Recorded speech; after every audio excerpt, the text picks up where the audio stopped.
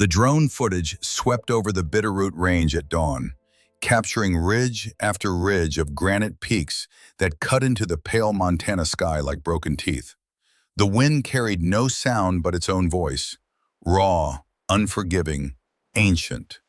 No roads scarred these slopes, no power lines, no signs of civilization, except for a single dirt track that wound through the valley floor like a question mark, ending at a modest cabin built into the hillside as if the mountain itself had grown it there. The land stretched for miles in every direction, 640 acres of wilderness that didn't care whether you lived or died. The kind of place where nature made the rules and people were just passing through. 5 men had crossed a fence on this property 3 days ago. They had ignored the warnings, laughed at the signs, vandalized the land, and threatened the woman who owned it. 72 hours later, they were gone. No bodies, no blood, just abandoned trucks and a silence that made search teams nervous enough to request backup before entering the terrain. The woman who lived there had documentation. She had alibis. She had a past that nobody knew about, sealed in files that required federal clearance to access. What happened in those mountains during those 72 hours was never proven in any court of law. But after that week in late summer, nobody ever crossed her fence again. From which city in the world are you watching this story today? If you enjoy tales of quiet strength and the consequences of crossing the wrong person, please consider subscribing. This is a story about boundaries, respect, and what happens when people mistake silence for weakness. Reese Callahan walked her property line every morning at 0500 hours, moving with an economy of motion that suggested years of physical discipline. 27 years old, tall and lean, her frame carried no excess weight. Her hands bore calluses and scars, the kind of wear that came from work and from something harder to name. She checked each fence post, each sign, documenting everything in a weathered notebook she kept in her jacket pocket. When she found boot prints crossing the boundary line near the eastern ridge, she stopped. Her face showed nothing. She photographed the prints from multiple angles, measured the stride length, noted the tread pattern. Then she moved on.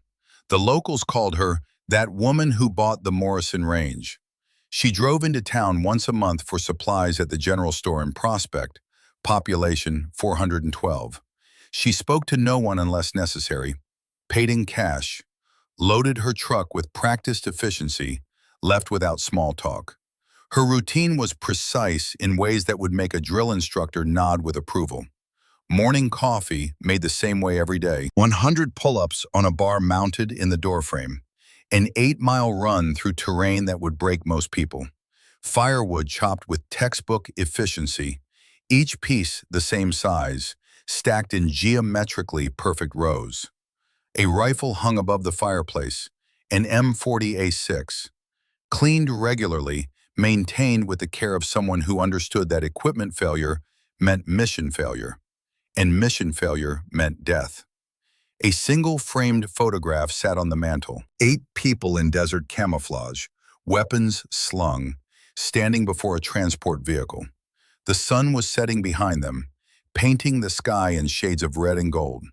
Reese was 4th from the left, younger then. The man beside her was older, silver-haired even in that photograph. Colonel Vincent Drummond, the man who had taught her everything that mattered. 3 days after she photographed those boot prints, her trail cameras caught something that changed the equation entirely. 3 trucks rolled past a clearly posted "No Trespassing" sign without slowing. Through the dusty windows, men with rifles were visible, laughing about something.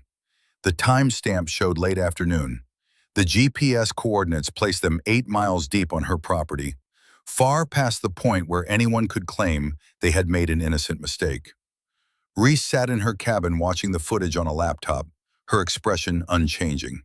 She rewound the video, watched it again, froze the frame on a license plate, and zoomed in until the numbers were clear and sharp. She opened a drawer containing a satellite phone she had used exactly 3 times since purchasing the property 18 months ago. Stared at it for a long moment. then closed the drawer without picking it up. Instead, she opened another notebook filled with entries dating back months. Names, vehicle descriptions, patterns, timing, behavior observations written in the kind of shorthand that intelligence analysts would recognize immediately. She had been watching them for 147 days, learning their habits, counting how many times they ignored warnings that were clear enough for a child to understand. At the bottom of the latest page, she wrote, Day 147, first warning posted, compliance, 0, escalation, confirmed. Her eyes drifted back to the satellite phone drawer. After 10 minutes, she opened it again. This time she picked up the phone, turned it on, waited for it to acquire signal from the satellites passing overhead in their eternal orbits. One contact in the directory, just one, listed as Drummond. She pressed the call button. The connection took 8 seconds to establish, routing through encryption protocols that would make the NSA's equipment look like a child's toy. When the voice answered, it carried the gravel of age and experience. Reese, been wondering when you'd call. Colonel Vincent Drummond, 72 years old, retired from Navy Special Warfare Command after a career that spanned 4 decades in conflicts on 3 continents. 87 confirmed kills as a sniper, 15 years as an instructor at the Naval Special Warfare Center, and for the last 14 years of her life, the closest thing to family that Reese Callahan had ever known. Sir, she said, and her voice carried a note it held for no one else. I have a situation. Montana situation or global situation? Local, property issue. There was a pause. Drummond thinking, calculating, running scenarios in a mind that still moved like precision machinery despite the 7 decades behind it. Talk to me. Reese pulled up the trail camera footage. 5 males, ages approximately 35 to 55. Repeated trespass violations over the past 4 months. Documented incursions, 43. Patterns suggest recreational hunting without permission. Initial violations were opportunistic. Recent activity shows increasing aggression and territorial behavior. You file with local law enforcement? Affirmative. Sheriff's office is understaffed. Response time to my location is 4 to 6 hours under optimal conditions. They logged the complaint but made it clear that property enforcement at this distance is not a priority. Another pause, longer this time. What kind of escalation are we talking about? Reese pulled up the most recent footage. Last night, 1900 hours. 5 individuals approached within 200 yards of my primary structure. Vandalism of outbuildings, spray paint, deliberate damage to property markers, verbal threats recorded on audio, spotlights directed at windows. Duration, 23 minutes. Intent, intimidation. She could hear Drummond's breathing change. Not quite a sigh, something harder. You held position? Affirmative. Did not engage, did not reveal presence, gathered intelligence only. Good girl.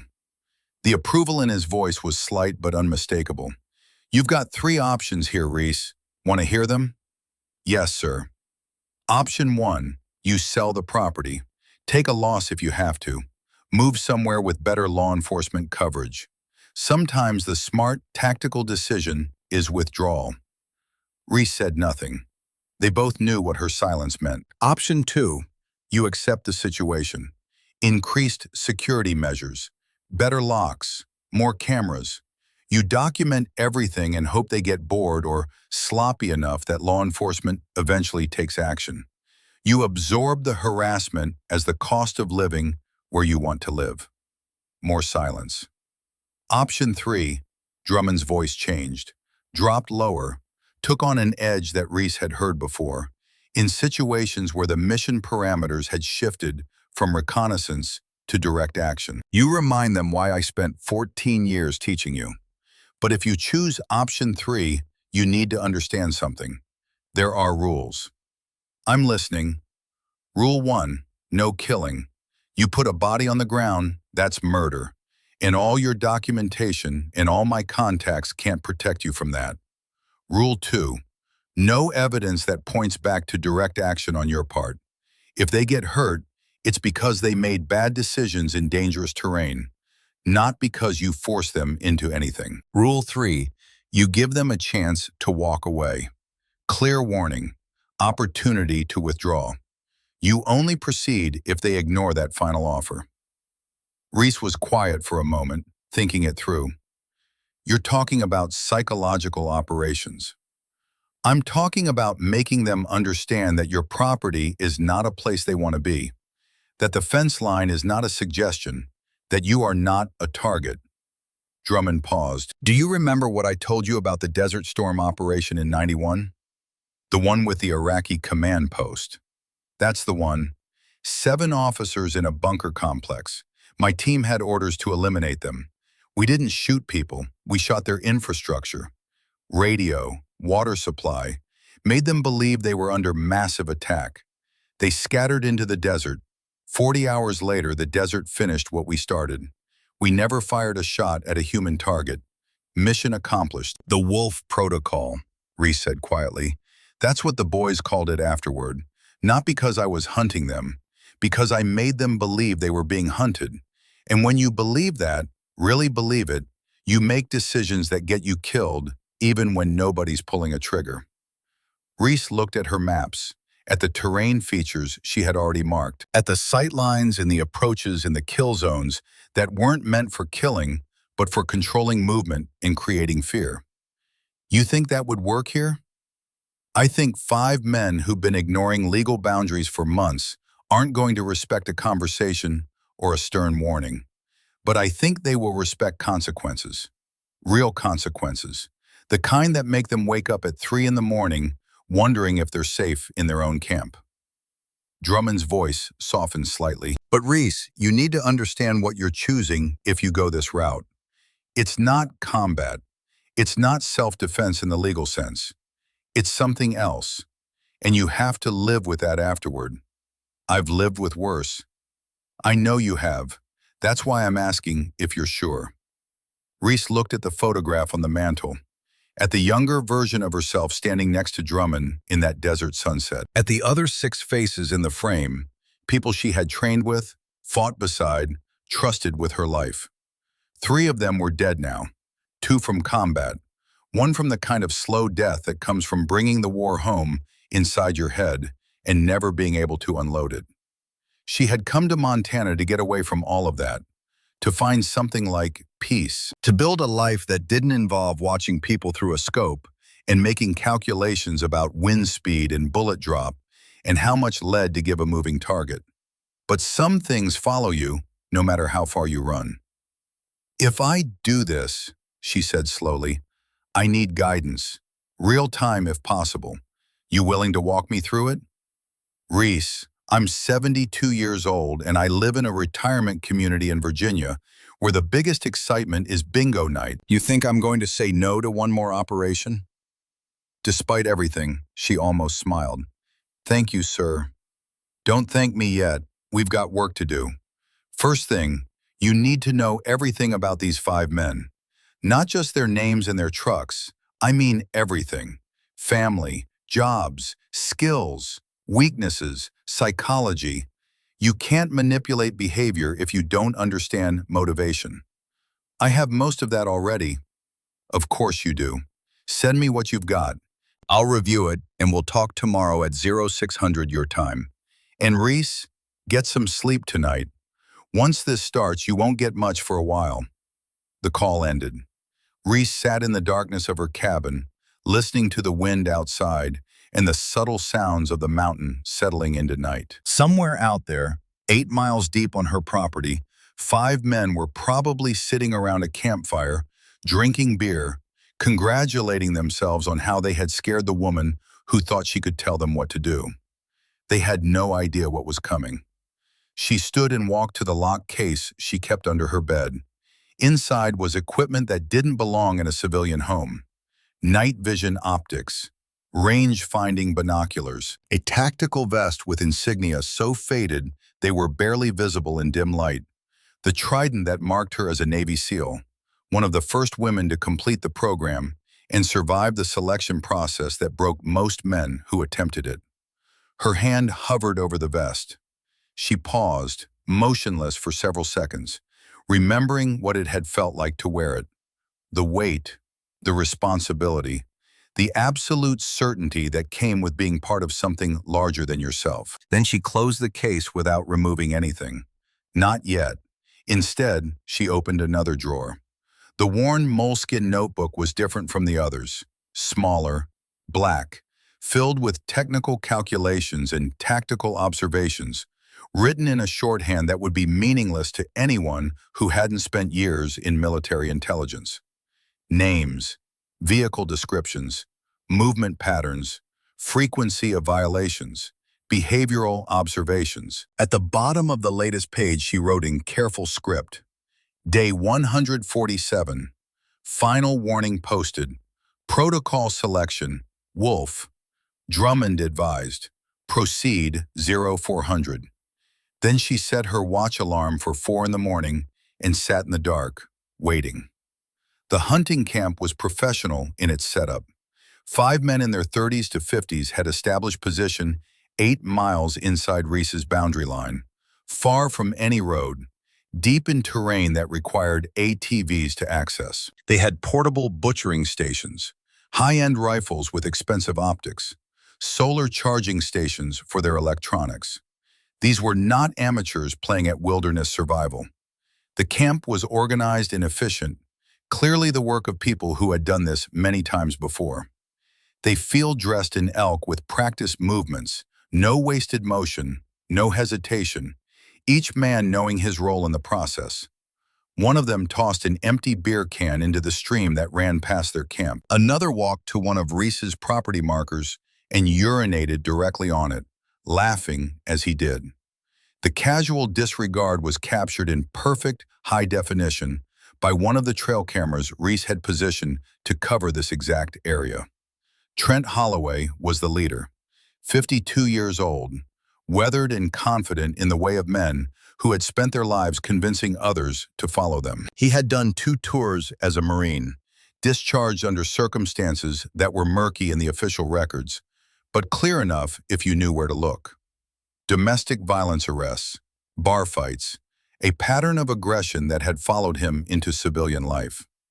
"You see those new signs on the fence line?" he said, cracking open another beer. "That woman must think she's running Fort Knox up here." Garrett Fisher was older at 48, more cautious, a widower with a 19-year-old daughter named Lily. He worked construction in Missoula and hunted these mountains to fill his freezer, not for sport. He should have known better. Part of him did know better, but peer pressure and 20 years of habit are powerful forces. "Maybe we should be concerned," Garrett offered, his voice carrying doubt that the others pretended not to hear. "She filed a police report. I heard about it from my cousin who works dispatch." Trent laughed. The sound carried no humor. "Police report, that's rich. You know how long it takes for the sheriff to get up here? We could throw a full barbecue and be gone before they even left the station. And what are they going to do about trespassing anyway? Write us a ticket? Fine us $100 each?" Mason Riley was 38, cocky, the kind of man who had spent his life being told he was special and had never been given reason to doubt it. "She probably doesn't even know we're here. Some city woman who bought land she can't manage. Probably sits in her cabin watching Netflix and hoping the wilderness stays on the other side of her door." Boone Walker and Cade Mercer were quieter, followers, not leaders. They went along because going along was easier than making waves. Both in their mid-30s, both with jobs and families back in Prospect, both making the kind of small compromises that seem harmless until they add up to something that can't be taken back. Trent agreed with Mason's assessment. Even if she did know, what's she going to do? Come out here and ask us nicely to leave?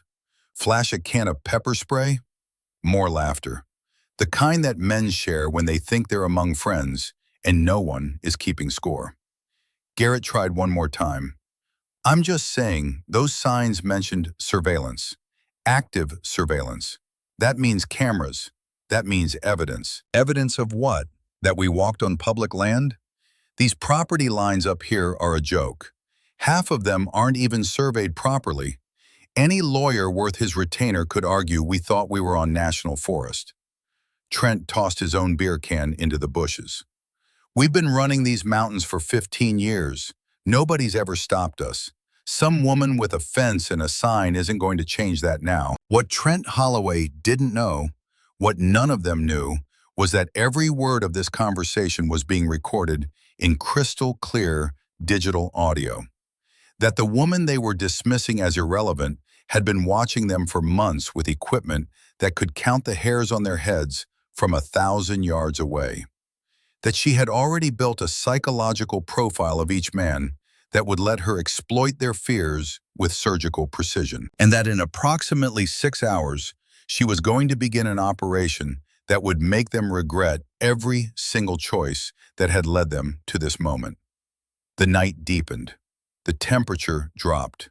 The 5 men settled into their sleeping bags, comfortable and secure in the knowledge that they were in control of this situation, that they were the predators in these woods, that nothing out here in the darkness was stronger or smarter or more dangerous than they were. They were wrong on every count, but they wouldn't understand that until it was far too late. The darkness before dawn is different in the mountains, thicker, more complete, the kind of black that makes you question whether your eyes are open or closed. At 0400 hours, Reese Callahan moved through that darkness like she had been born to it. She wore black from head to toe, not the matte, tactical black of military operations, but something duller, clothes that had been washed in dirt and rubbed with charcoal until they absorbed light instead of reflecting it. Her face was covered with a mixture of mud and ash that broke up the recognizable shapes of human features. In the darkness, she was less a person and more a suggestion, a shadow that moved with purpose. The pack on her back weighed 38 pounds. She knew the exact number because she had weighed it 3 times, adjusting the contents until the distribution was perfect. Rope, batteries, audio recording devices, flares, a small toolkit, energy bars that tasted like cardboard but provided exactly the right caloric density, first aid supplies, the black notebook, a pencil, no ammunition. The M40A6 rifle was slung across her back, but the magazine well was empty. She had checked it 4 times before leaving the cabin, a ritual that felt strange after years of operations, where an unloaded weapon meant a death sentence. But this was different. This mission had different rules. Her satellite phone sat in a waterproof pocket, set to vibrate only. Drummond would be awake by now, monitoring from 3,000 miles away, ready to provide guidance if she needed it. The trail cameras had given her the exact location of their camp, 8 miles from her cabin as the crow flies, 11 miles following the terrain that would keep her off ridgelines and out of sight lines. She could have made it in 2 hours if she pushed. Instead, she took 4, moving with the patience that Drummond had drilled into her over 14 years of training. Patience is the difference between snipers and shooters, he had told her when she was 15 years old and thought speed was everything. Any fool can pull a trigger fast. It takes discipline to wait, to watch, to understand the rhythm of a place before you disturb it. The terrain rose and fell in waves of granite and pine. Streams cut through valleys like veins, their water so cold it could kill you in minutes if you fell in. She avoided the meadows, kept to the tree line, moved when the wind moved so that any sound she made would be lost in the natural noise of the forest. At 0600, the satellite phone vibrated against her ribs. She found cover behind a boulder and pulled it out. "Position," Drummond said without preamble. 6 miles out, making good time, no contact. Weather? She looked at the sky. Still dark, but the stars were sharp and clear. Clear, no precipitation forecast. Temperature dropping. Should hit freezing by tomorrow night. Good. Cold works in your favor. Makes people want to stay close to their fire. Makes them huddle together instead of spreading out. What's your approach plan? Reese pulled out her map. using a red-filtered penlight to illuminate it without destroying her night vision. High ground first. Observation post on the ridge above their camp. I need to watch them for at least 6 hours. Understand their routine. Who gets up first? Who's paranoid? Who's confident? Can't manipulate psychology if I don't know the psychology. That's my girl. There was approval in Drummond's voice. Remember the 3 phases? Phase 1, reconnaissance and psychological mapping. Phase 2, introduction of uncertainty. Phase 3, escalation to panic. Each phase has to be completed before moving to the next, or the whole operation falls apart. And if something goes wrong, if they spot you, withdraw immediately. No engagement, no contact. Abort and reassess. Exactly. This only works if you're a ghost, Reese. The moment you become real to them, the moment they can point at something and say, that's her, that's the threat, you lose the psychological advantage. Fear of the unknown is always stronger than fear of the known. Understood. One more thing. Drummond's voice changed slightly, softer. You see that one? Garrett Fisher, the one with the daughter. You see him, you remember he had a choice. He chose to be there. Chose to come onto your property after you warned them. Chose to stand with the others when they vandalized your home. Don't let sympathy become a weakness. But even as he said it, they both knew it was more complicated than that. It was always more complicated than that. I'll keep you updated, Reese said, and ended the call. She found the observation post she had identified on the map 3 days ago. A cluster of boulders on a ridge 600 yards above the camp, with clear sight lines down and perfect concealment from below. She settled into position, made herself comfortable, and waited for the sun to rise. This was familiar. This was home. Not the cabin, not Montana, not any physical place, but this, the waiting, the watching, the absolute focus on a mission that had clear parameters and measurable success criteria. This made sense in a way that civilian life never quite had. Through her range-finding binoculars, she could see the camp in perfect detail once the light came up. 5 tents arranged in a loose circle around a central fire pit. Vehicles parked 30 yards away under camouflage netting that was good but not good enough. Solar panels charging batteries, a portable toilet set up downwind. These men knew what they were doing. They had done this before. She spent the next 6 hours building a profile that would have impressed any intelligence analyst. Trent Holloway was the first one up at 0530. He checked the perimeter with a handheld radio, making sure everyone was accounted for. Leader behavior, alpha personality, would be the hardest to break. Garrett Fisher was second up at 0600. He made coffee for everyone. Caretaker behavior. He was the glue that held the group together. Also the one with the most to lose. The photograph of his daughter suggested a man who cared about something beyond himself. That was leverage. Mason Riley slept until 0730 and complained about the coffee.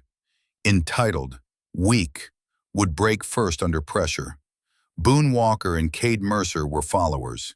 They did what Trent told them to do, laughed at his jokes, agreed with his decisions.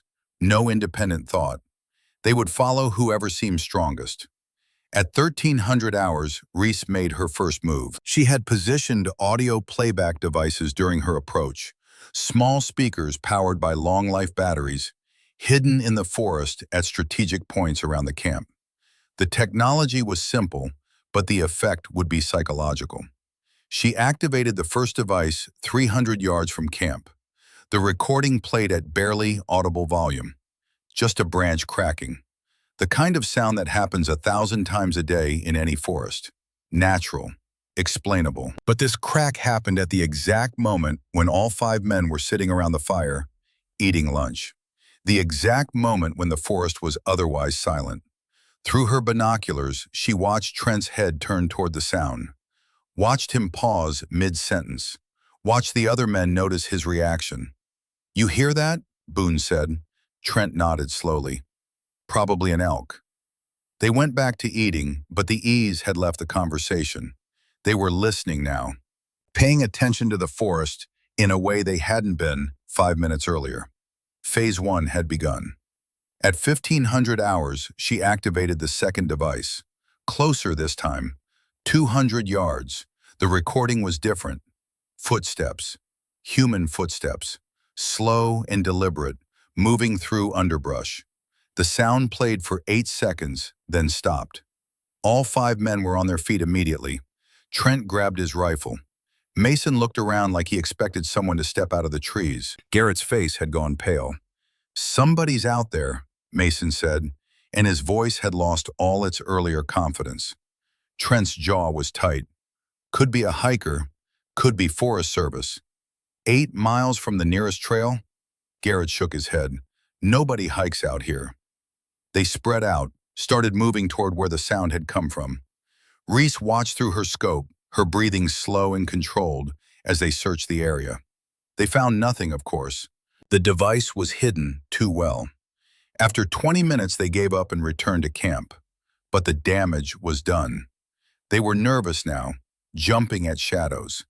The confidence they had shown the night before was cracking. At 1700 hours, Reese made her second call to Drummond. "Status," he said. "Phase 1 proceeding as planned. Subjects are aware of anomalous sounds. Stress indicators visible. No panic yet. Maintaining observation position." "Good. When do you move to Phase 2? Reese looked at the sky. "Tonight, 2300 hours. They should be asleep or close to it. That's when I introduce direct evidence of intrusion." "The ammunition removal?" "Affirmative. All 5 rifles. Extract magazines, remove ammunition, replace magazines. Leave the rounds arranged in a visible location so they know it was deliberate." Drummond was quiet for a moment. "That's high risk. You'll be operating within 50 yards of their position. If anyone wakes up, if they have a guard posted, you're compromised." "I understand the risk." Another pause, longer this time. "Once you cross that line, once you start directly manipulating their equipment, this becomes something different. Are you sure?" She looked down at the camp, at the 5 men who had ignored every warning, who had vandalized her property, who had come to her home in the dark and tried to frighten her into leaving. "I'm sure," she said. "All right then, I'll be standing by. You run into trouble, you call me immediately. Understood?" "Understood. Callahan out." She settled in to wait for darkness. The men prepared dinner, ate, talked, gradually wound down for the night. They were more subdued than they had been the night before. The sounds in the forest had rattled them. At 2200, Mason and Boone went to their tents. At 2230, Cade followed. Trent and Garrett sat by the fire for another hour, talking in low voices. Finally, at 2340, they both turned in. Reese waited another 30 minutes. Let the camp settle into true sleep, the kind of deep rest that comes after a full day outdoors. Then she moved. The descent from her observation post took 20 minutes of painstaking care. Every step calculated, every handhold tested. The penalty for a single mistake was mission failure, and possibly worse.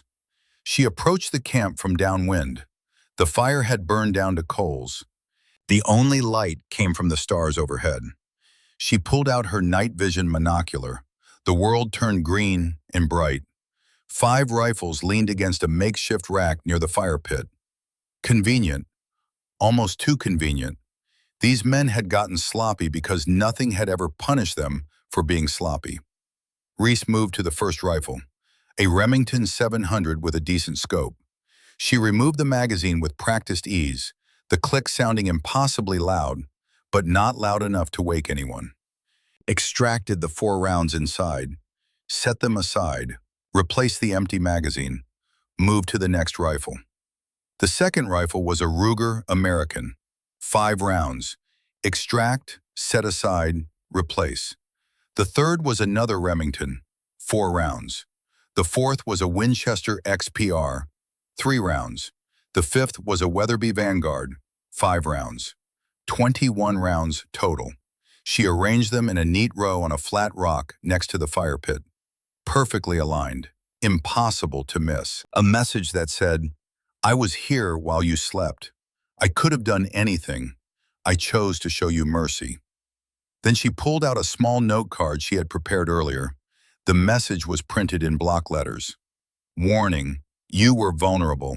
Leave now while you can." She placed it beneath the ammunition and stepped back to admire her work. In the green glow of her night vision, it looked almost artistic. Then she heard the zipper. Someone was getting out of their tent. Reese froze. Every muscle locked. Her breathing stopped. This was the moment where training met reality, where all the practice and all the preparation either worked or failed catastrophically. Garrett Fisher stumbled out of his tent, clearly half asleep, heading for the portable toilet. He was 10 yards away, moving directly toward her position. She had 3 seconds to make a decision. She dropped to the ground like gravity had increased tenfold, pressed herself flat against the earth, controller her breathing to absolute silence, became a piece of the landscape, a shadow among shadows, nothing worth noticing. Garrett walked past her position, 4 feet away, so close she could smell the coffee on his breath from dinner. He never looked down, never saw her, just walked to the toilet, used it, walked back to his tent. The zipper closed. Reese waited, counted to 300. 5 full minutes of lying motionless on the cold ground, while her heart hammered and her training screamed at her to move, to withdraw, to get clear before her luck ran out. At 300, she rose, moved backward, retraced her approach path with even more care than before, because the adrenaline was making her want to rush, and rushing was how you died. She was 50 yards clear when her satellite phone vibrated. "Talk to me," Drummond said. "Phase 2 complete, no compromise. All ammunition removed and displayed. Warning note placed. Currently withdrawing to observation post. Any issues?" One subject exited tent during placement, passed within contact range, did not detect my presence. She heard Drummond exhale. "That's too close, Reese." Mission accomplished regardless. Mission accomplished isn't the same as mission accomplished safely. He stopped himself. "I know. I'll be more careful." "You better be. What's your plan for phase 3? "Let them discover what I've done. Observe reaction. Based on their response, I'll determine timing for the next escalation." She reached her observation post and settled back into position. The camp below was silent, peaceful. The men had no idea what they would wake up to. "Get some rest," Drummond said. "You've got a few hours before sunrise." "Will do. Callahan out." The stars wheeled overhead. The temperature dropped. Somewhere in the distance, a wolf howled. The real thing, not a recording, and the sound carried across the empty spaces between peaks. At 0530, just as the eastern sky was starting to lighten from black to deep blue, Trent Holloway emerged from his tent. Reese watched through her binoculars as he walked to the fire pit to restart the fire. He saw the ammunition immediately. She watched his body language change, watched him freeze mid-step, watched his hand drop to his hip, where a sidearm would be, watched him look around the camp in a quick 360, searching for threats. Then he saw the note. He picked it up, read it again. His face went through a series of expressions that would have been comical in any other context. Confusion, disbelief, anger, fear. He walked quickly to the rifle rack, grabbed his Remington, dropped the magazine, saw that it was empty, checked the other rifles. All empty.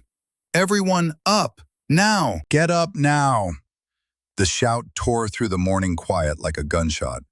Within seconds, all 5 men were stumbling out of their tents. Trent held up the note and the ammunition. "Someone was here last night, in our camp, while we were sleeping.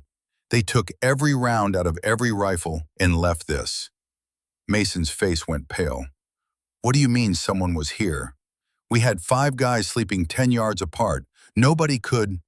Well, somebody did. Trent's voice was sharp, with an edge of panic he was trying to control. Look at this. 21 rounds arranged in a perfect line. This wasn't random. This wasn't an animal. This was deliberate. Garrett picked up one of the rounds, turning it over in his fingers. How is this possible? I got up at midnight to use the toilet. I walked right past this spot. There was nothing here. Boone looked around with wide eyes. You think it was that woman? The one who owns this land? Of course it was her. Mason's voice had climbed half an octave. Who else would it be? She's been watching us this whole time. Trent was trying to reassert control. Okay, everyone calm down. So she found our camp. So she played some kind of prank. We're 5 guys. She's 1 woman. She had to sneak around in the dark because she's too afraid to confront us directly. But Garrett was shaking his head. You don't understand.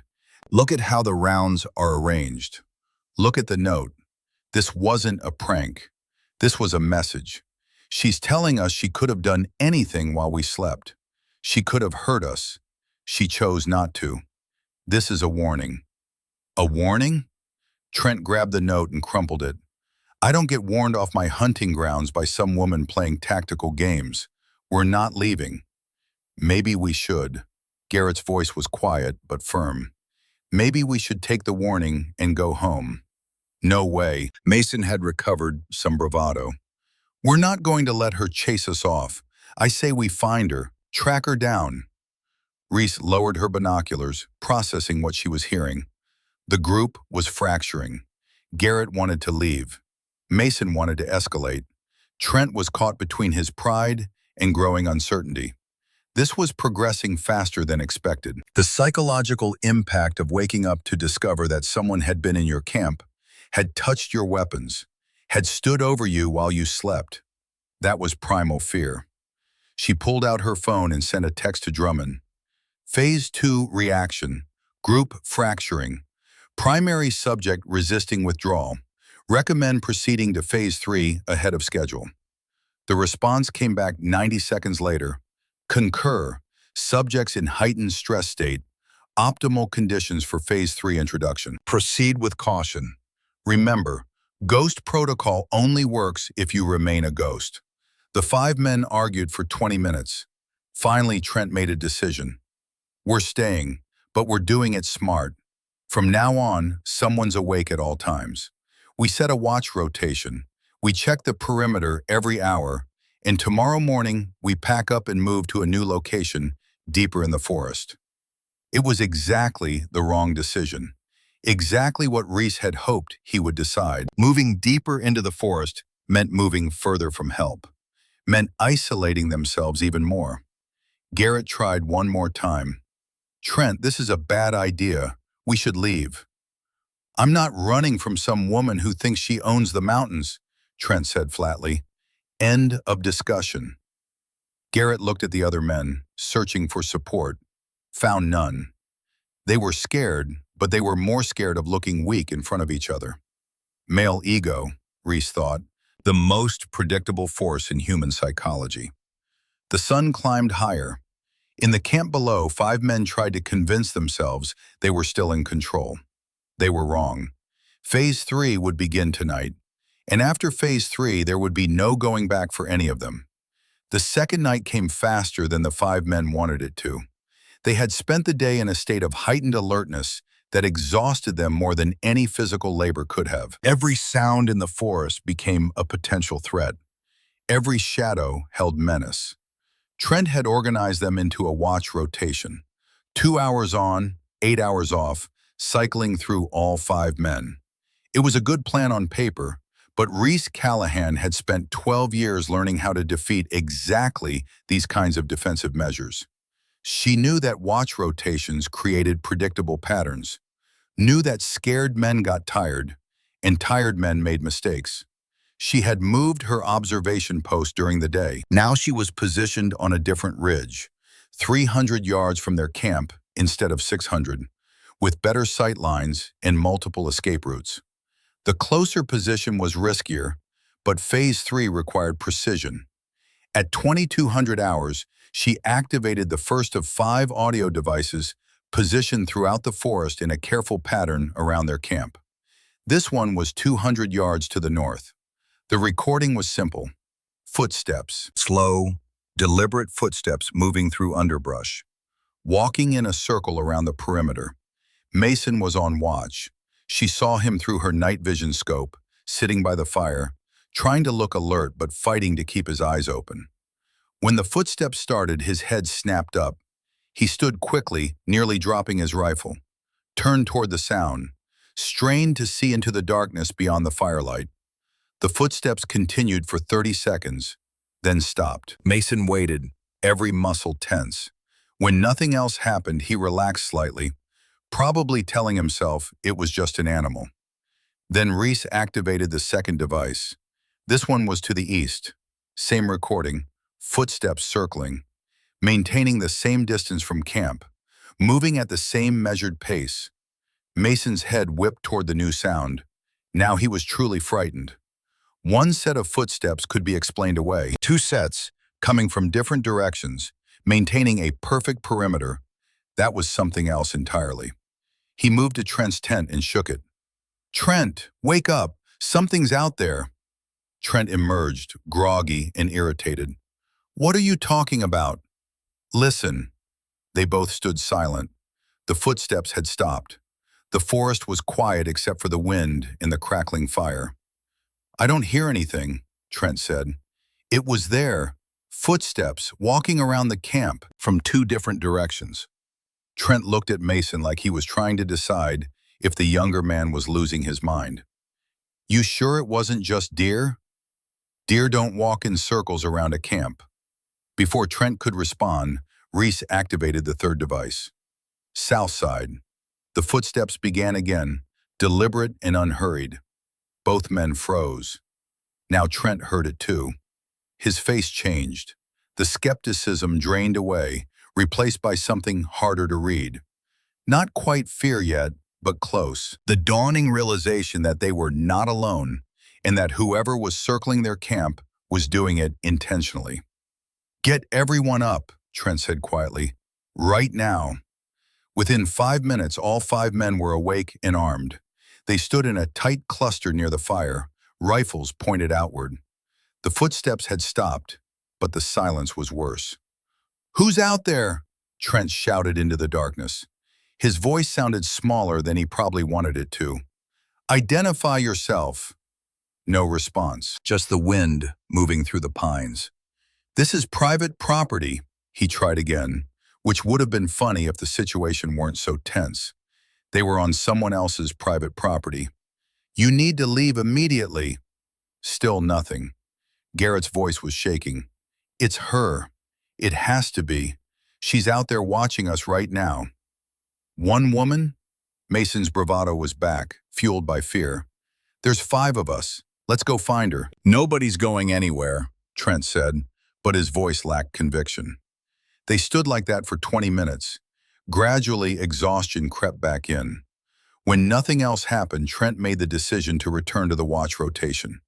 But now 2 men would be awake at all times. Reese waited until 0200, the dead zone of the night when human circadian rhythms hit their lowest point. Boone and Cade were on watch, sitting on opposite sides of the fire, trying to stay awake. She activated all 5 audio devices simultaneously. The effect was overwhelming. Footsteps from every direction, not running, not aggressive, just walking, circling, maintaining that same deliberate pace. The sound created the impression of multiple people moving through the forest in perfect coordination, tightening the noose. But layered beneath the footsteps was something else. A voice, barely audible, just above the threshold of hearing. Colonel Drummond's voice, distorted and echoed, reciting words that wouldn't make sense, but would burrow into their subconscious. Desert Storm, 1991. 7 targets, 40 hours, none survived. The message repeated on a loop, creating an audio landscape designed to be confusing and terrifying.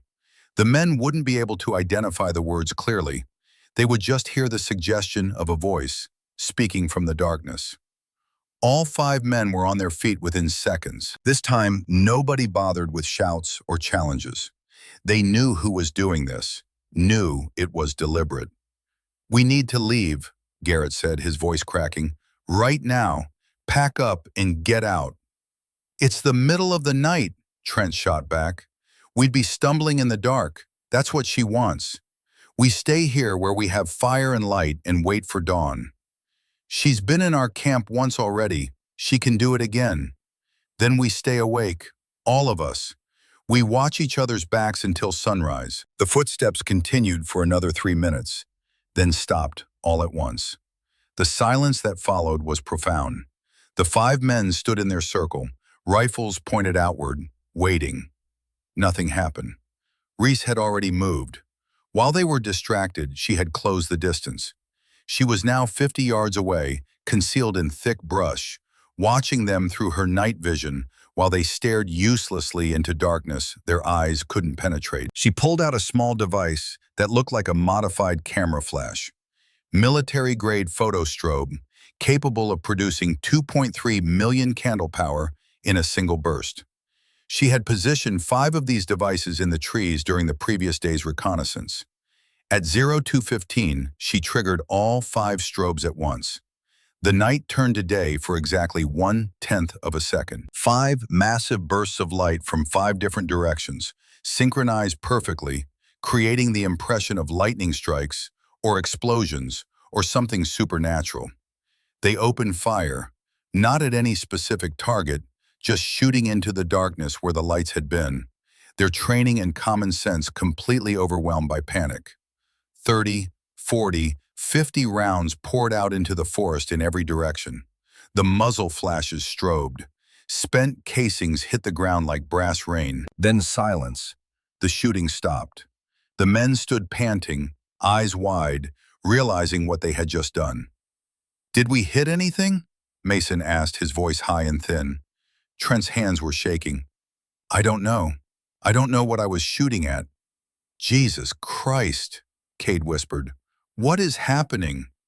Garrett dropped his rifle and put his hands on his knees, breathing hard like he might be sick. "We need to leave. Please, we need to leave right now." But Trent was shaking his head.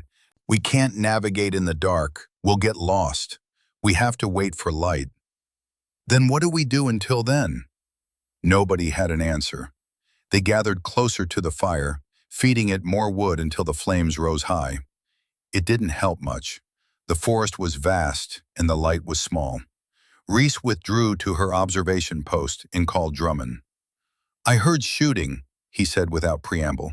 "Please tell me you didn't engage." "Negative. They fired blind." Photo strobes triggered their panic response. Approximately 50 rounds expended. No targets, no injuries. Pure fear reaction. Drummond was quiet for a moment. "That's further along than I expected. You've got them completely destabilized." "Affirmative. They're discussing withdrawal, but the primary subject is preventing it. He's prioritizing ego over safety." "Then that's when you hit them with the final piece, the thing that breaks them completely." Reese knew what he meant. The psychological literature was clear. People could handle uncertain threats for a while. But the moment you introduced a personal element, the moment you made it clear that the threat knew them individually, that's when rational thought collapsed entirely. "The photographs," she said. "The photographs. You have them ready?" "Affirmative. 5 Polaroid images captured during yesterday's surveillance. Each subject photographed without their knowledge. Clear message that I've been watching them individually." "And the note?" Reese pulled out the prepared card, read it aloud. "I've chosen the order. Number 1 will be first, unless you choose differently." "That's cold, Reese." "It's effective. It's both." Drummond paused. "You understand what this will do to them? The moment they see those photographs, they're going to turn on each other. Group cohesion will shatter." "I understand. And you're ready for what happens when 5 scared men with guns start seeing each other as threats." She thought about the thin line between controlling chaos and creating it. I'll be monitoring. If the situation deteriorates to immediate danger, I'll extract and contact local law enforcement. That's not a plan, that's a hope.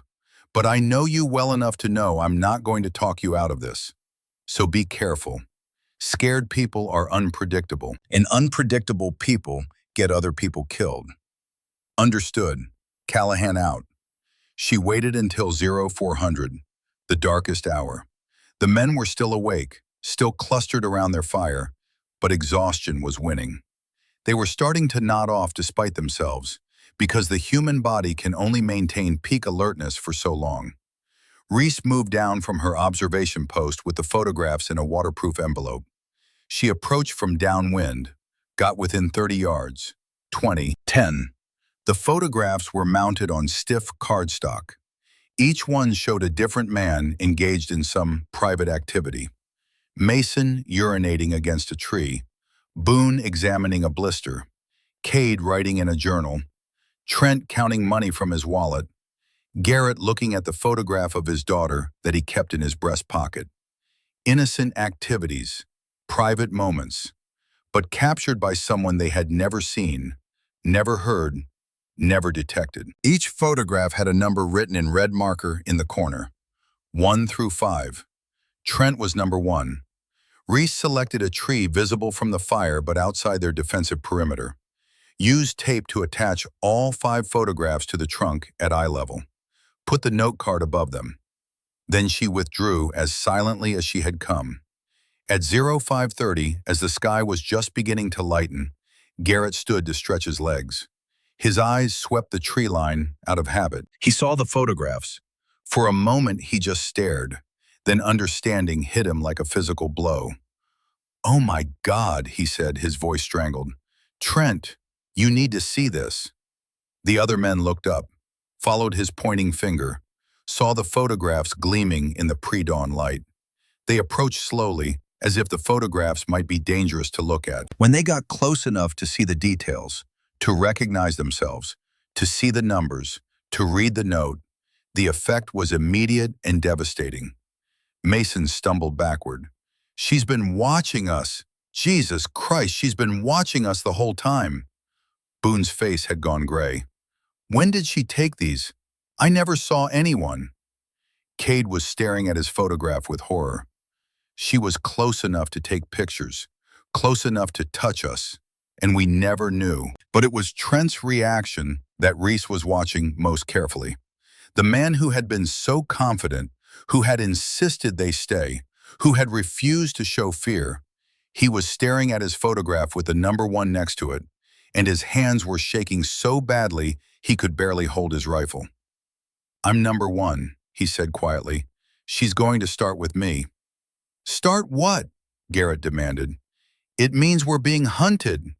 Mason's voice had climbed to near hysteria. "It means she's picking us off, one by one." "Nobody's getting picked off," Trent said, but the conviction was gone.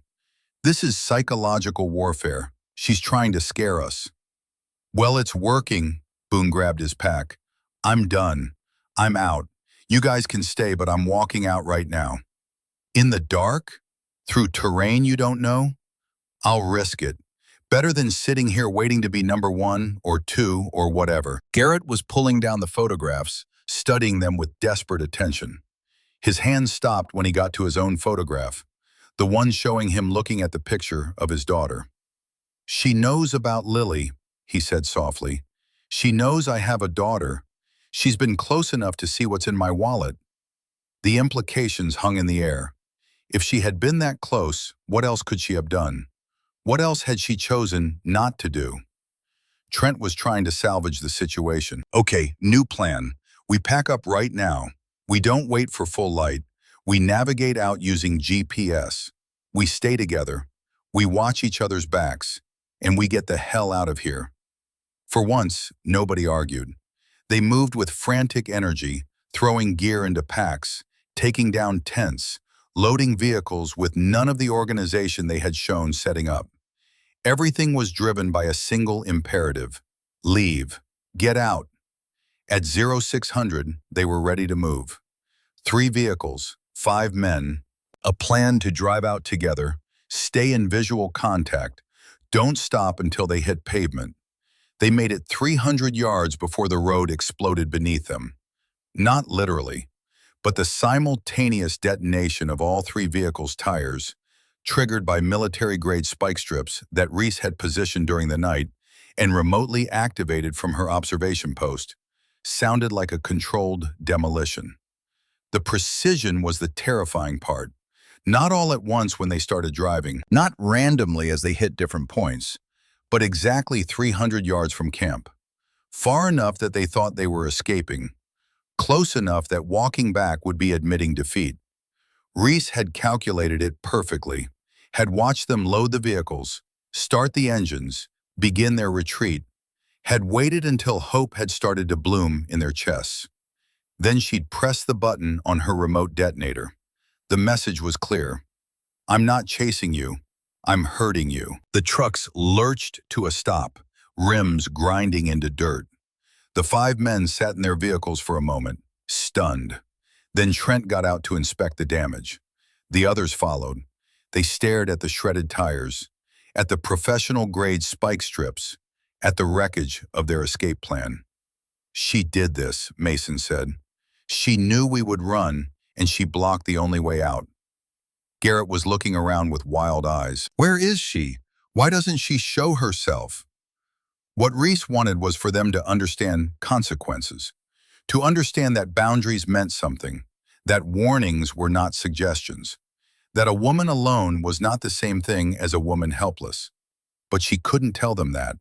The moment she became a real person instead of a ghost in the forest, she lost her advantage. So she remained silent, watched through her scope as they argued and panicked.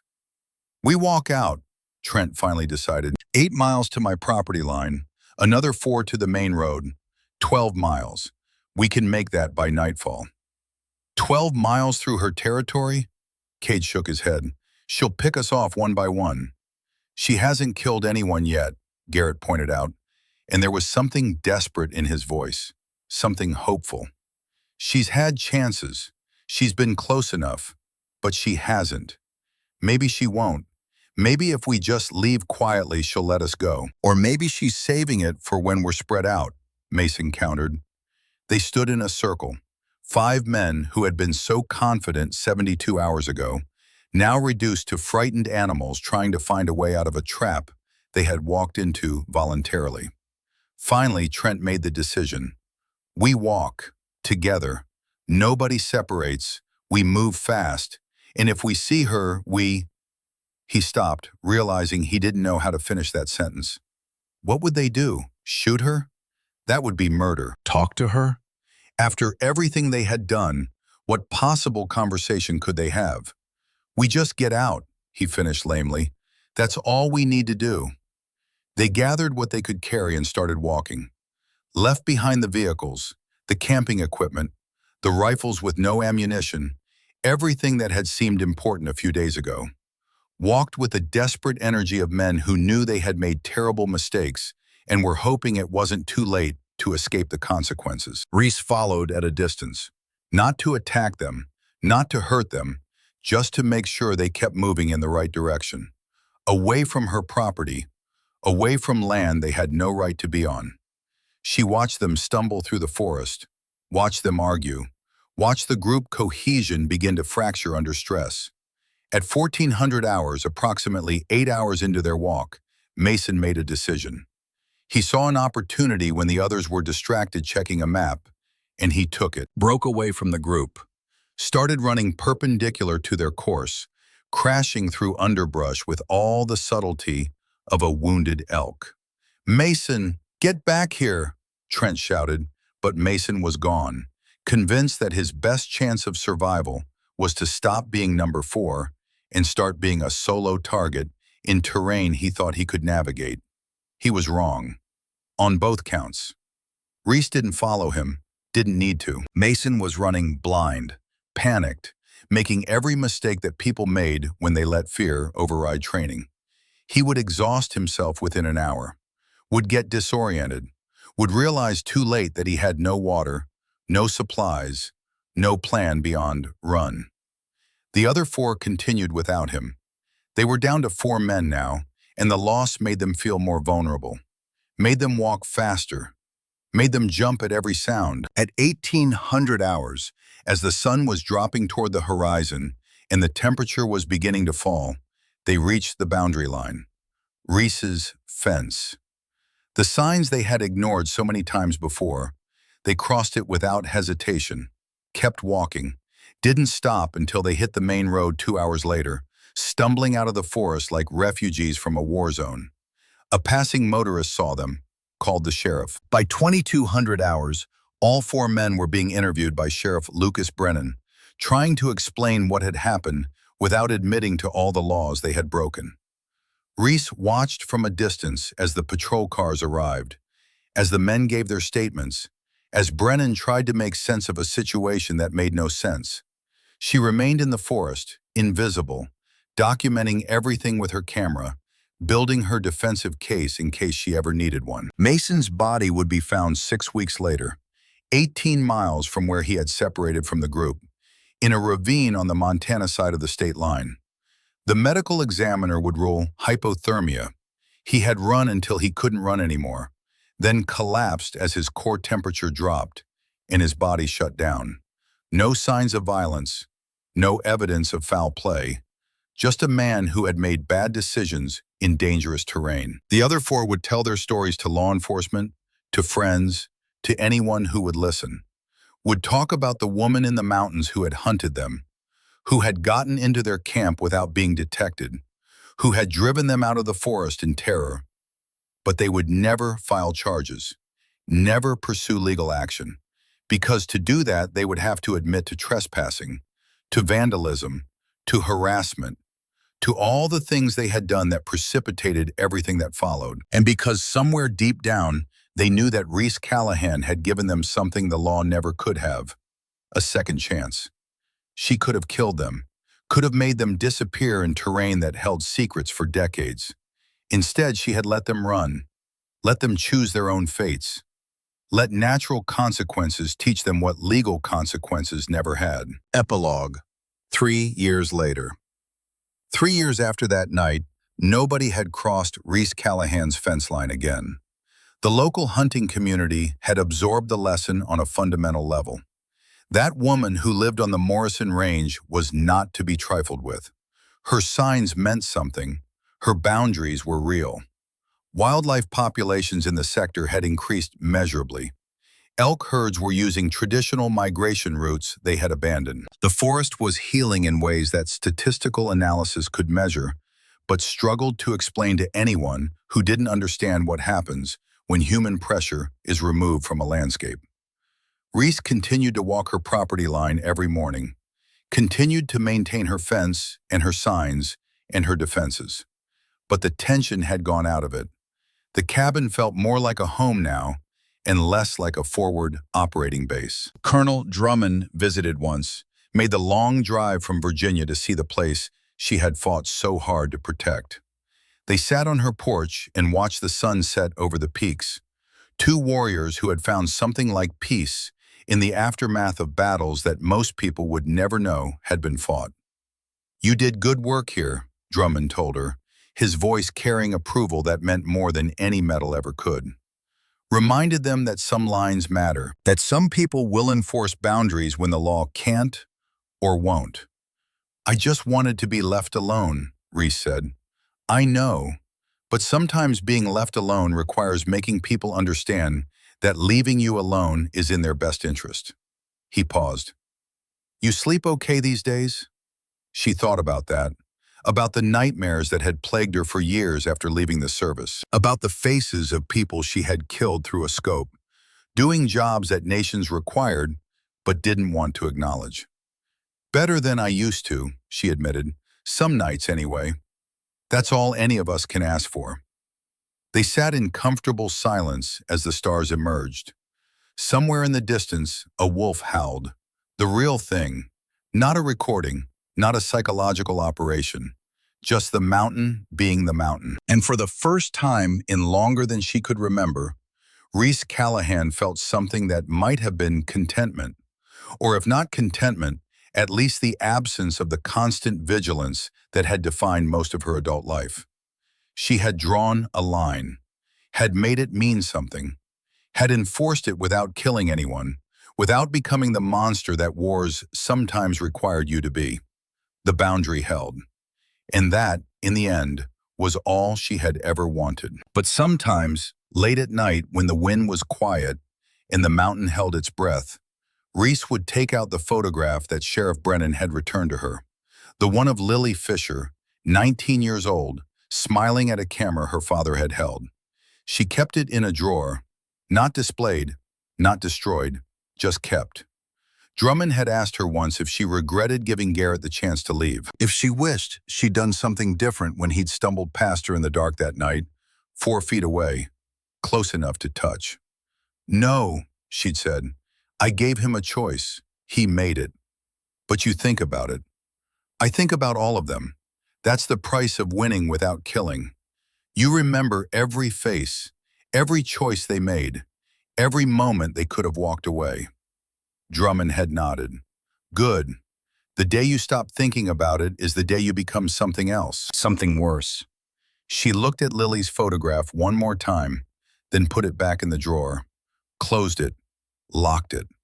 Some weights you carried, some boundaries you defended, some choices haunted you even when you made the right call. That was the price of the last boundary, and Reese Callahan would pay it every day for the rest of her life. The mountain kept its secrets.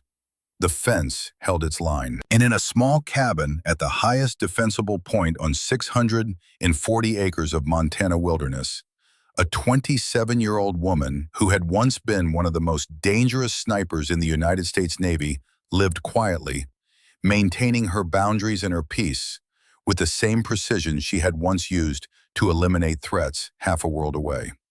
The difference now was that she didn't have to kill to win. She just had to make people believe that she could. And in the 3 years since 5 men had crossed her fence and learned that lesson the hard way, nobody had tested her boundaries again. The last boundary held, and it would continue to hold as long as Reese Callahan was there to defend it.